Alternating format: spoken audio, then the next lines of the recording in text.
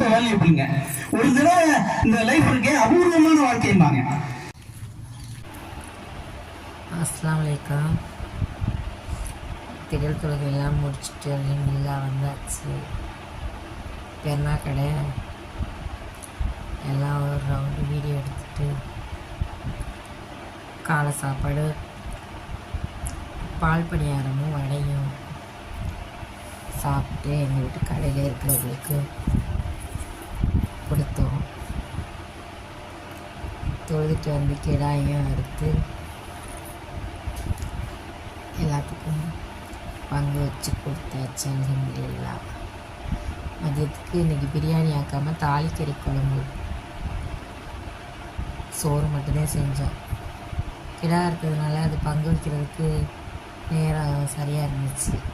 அல்ஹம்துலில்லா. உங்களுக்கு பிடிச்சிருந்தா லைக் பண்ணுங்கள், ஷேர் பண்ணுங்கள், சப்ஸ்கிரைப்